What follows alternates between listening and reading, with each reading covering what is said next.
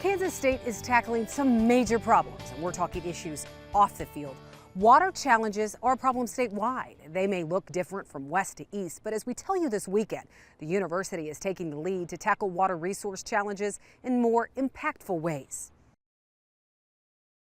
Protecting the state's most precious resource is a top priority here in Kansas. More than 40% of the state's economic driver is agriculture, and so being able to find ways we're able to responsibly use our water resources in food and ag production is critically important.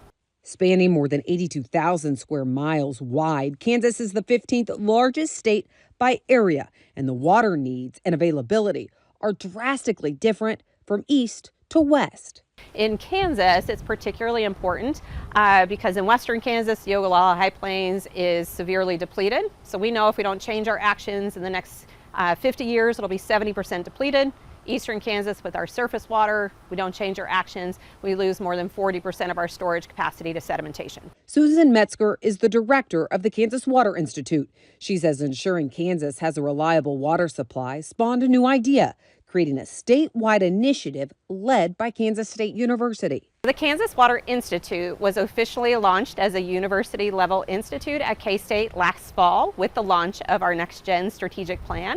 And the goal of the Water Institute is to bring together all of our talented faculty and staff who do work in water resources, whether that's research, teaching, or extension and engagement, so that we can help tackle the state's water resource priorities.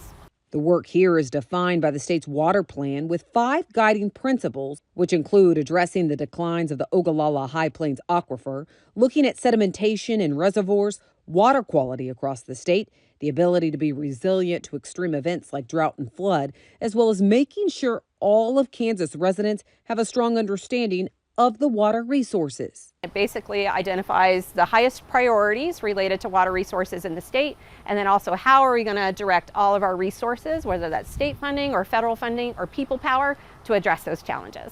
In less than a year, the Kansas Water Institute has been able to secure state appropriation to tackle some heavy-hitting projects while also engaging students. But their work here is far from finished. Right now is something called the Testing Ag Performance Solution, or TAPS program. So this is a program that was started in the University of Nebraska and now has spread to several states. But basically it takes farm management and gamifies it. So we have a plot in Colby, Kansas, where 34 teams that are comprised of producers and industry partners since March have been making week-by-week management decisions that we replicate in a cornfield for them. Starting with their seed selection and placement to other planting decisions like dates and row spacing, as well as how often they are irrigating. It's all captured and documented.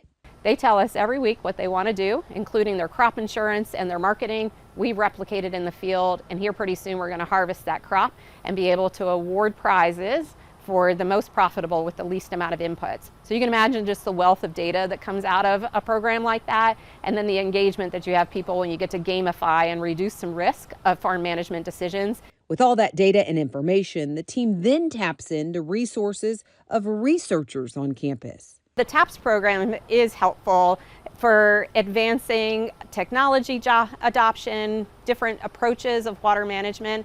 So if you're going to make a management decision in your own operation, there's a lot of risk that comes along with that, either the investment that you have to make in technology or being able to look ahead a few years and make some changes in your planting decisions.